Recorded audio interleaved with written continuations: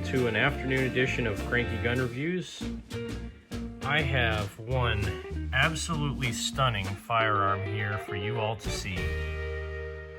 Now you might ask yourself, why do I have the DVD box set of the Rockford Files next to this gem of a firearm?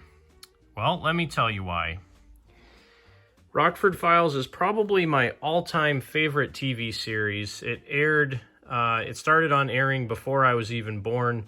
I watched reruns of it as a kid, and when I bought my first house in 2009, we had free cable for about a year, and we had one TV channel that had all classic TV shows on it. The Rockford Files was my favorite, and the gun that James Garner used in the Rock Files for almost all of the seasons was a Generation 3, or I forget what you call it, the third release of the Colt Detective Special. Now, when I originally watched that TV show, I thought the version that he used was a first or second generation where it had the exposed ejector rod under the barrel. However, after doing some research recently, he actually used this exact model. So that TV show was on the air from like 1974 up until like 1981 or 82, something like that. And primarily he used this gun. I think the first episode, the pilot episode, he used the Smith & Wesson 6-shot revolver. But for the rest of the show, he used a Colt just like this. Now, his was a little bit different. He didn't have rubber grips on it. He had the wood target grips on his.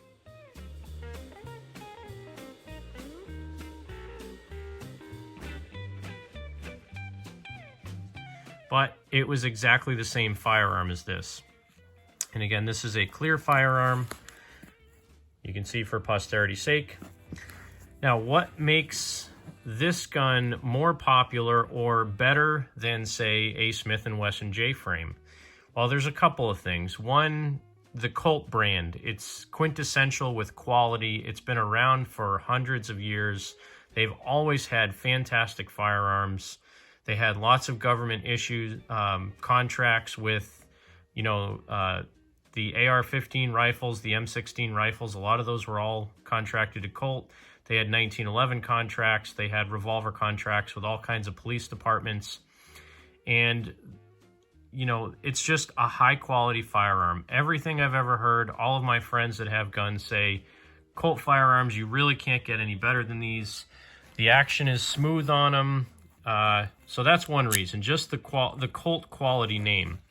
Now, the second thing, you can see as I open the cylinder, this has a 6-round cylinder instead of a 5-round. So while it's a similar size to a J-frame, it has an extra round. This particular one is an all-steel frame. The bluing on it is almost immaculate. It has very slight wear on the muzzle, which you can hardly even see in this camera. But it has very light wear on the muzzle, and there's one scuff on the cylinder somewhere on one of these outside ribs. Not a big deal. But the size of this gun is almost the same as a J-frame. It's just a tiny bit bigger, so it's a little bit easier to hold in the hand. And this is actually a Colt factory grip. I believe Pachmayr made these for Colt in the day, but this particular one does have that beautiful Colt logo right on the grip. So I may get a set of wood target grips for this because I like the way they look better, but I'm definitely not going to get rid of these grips. So it's a little bit bigger. This is actually considered a D-frame in Colt. It's, a J-frame is a little bit smaller. It's not much thicker, though. So the nice thing about this is the cylinder width, even though it has an extra round in the cylinder, it's only a tiny bit wider than a J-frame. Most of the holsters that you buy for these will work with a Smith & Wesson. They'll work with a Charter Arms. They'll work with small Ruger LCRs in some cases, and the Colt Detective Specials. They all kind of fit in the same holster, which is great. So I may not even have to buy another holster for this, but I may buy a special one for this anyway, just because of what the gun is. So 6 rounds, Colt brand name, and it's barely any smaller than a J-frame. They're all steel made. They're just the action. I can't even explain how smooth the action on this gun is. When you pull the hammer back, I mean, there's like there's no resistance at all. You hear it click to lock up the trigger bar and everything right before it's done. So listen. You hear it lock up right at the very end of the hammer travel. And it's so smooth how everything moves on this. Even double action, it's very smooth. I'm not going to dry fire this one a lot. This particular model was made in 1981 from what I found. So again, it's the third generation, very well made. Originally, like I said, I wanted one that had the exposed ejector rod on here because I like the way that looks, kind of like my Charter Arms. However, I think this design, you know, having this little shroud on here will obviously protect the ejector rod a little bit, and maybe the barrel's a little bit stronger. I don't know. I don't buy guns just to collect them and have them sit in my safe, so I definitely plan on shooting this. This is just one of those firearms that, like I said, ever since I was a kid, my heroes in TV shows, Steve McQueen carried one that was similar. I think he carried a Diamondback in the movie Bullet, but to me this is pretty similar. It was still a 6-shot revolver. His had a different barrel on it with a vent rib on top, and it was a little bit bigger.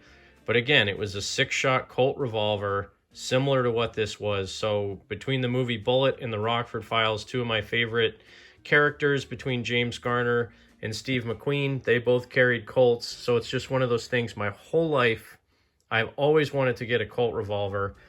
And I've talked before about my other hobby. I have a collection of vintage Sears garden tractors.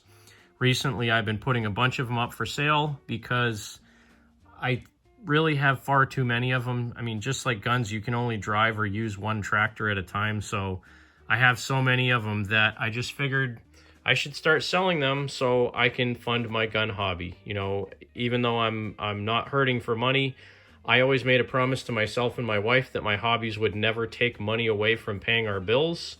And that's one thing I adhere to. So I just want to make sure that in any of my hobbies, they're self-funding. So if I want to buy a new gun, I sell a couple of tractors. If I want to buy a tractor, you know, I save up money for it, or I sell something else to get what I want. That's just how I am with my hobbies. I try not to take money from my bills to fund my hobbies.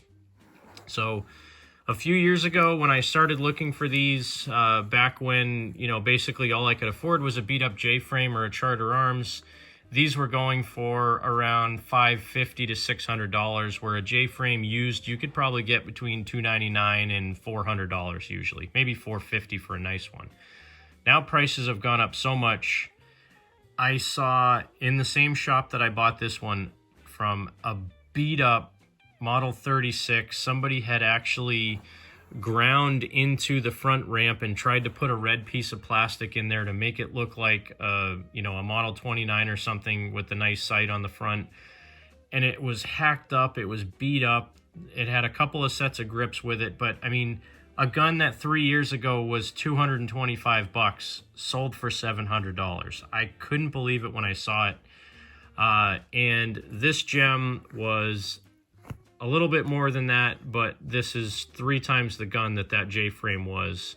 So for the little extra money that this cost, I don't regret buying it. And again, you saw that I bought that Charter Arms recently. I have been doing well selling my tractors to be able to fund my other hobbies, mainly just guns. And yeah, so I've gotten some pretty nice buys in the last couple of weeks. And like I said, this is an all-time favorite of mine. I've been wanting one of these for a long time, and it does take a little getting used to pulling the cylinder release instead of pushing it like you have on a Charter Arms or a Smith & Wesson. That's really the main difference on the function of these. It's a standard double action, single action revolver, so you can shoot it in either single or double action. Loading is the same, ejecting the rounds is the same, everything's the same, except on the Colt, you have this release button for your cylinder that you pull back on instead of pushing forward. And again, it's one of those things, if you know what gun you're carrying, it's not hard to actuate at all. I mean, maybe it's a little bit harder than a J-frame, but realistically, easy to get used to, and it's so worth it just to have a Colt revolver. So just a little short video. I went on a lot longer than I was expecting to. I will have some more range videos coming up, hopefully this weekend. I typically get to the range every other weekend. I wish I could go a lot more frequently, but I do have a full-time job and a family, so I can't always get out when I want to. So I take the time that I can, and I get out and shoot when I can. But probably do another revolver video this weekend. Take out not my whole entire arsenal, maybe just my 38 Special 357 Magnum revolvers. I also need to do another pattern collecting video about these because my collection has changed so much. But thanks again for watching Cranky Gun Reviews. Have a great day. God bless America. Make sure you support your 2A rights. And if you have a gun that you've wanted since you were a kid, if you have a dream gun that you've always wanted, drop a note down in the comments. Let's have a conversation about what you want. I'd love to hear what your comments are. Have a great day.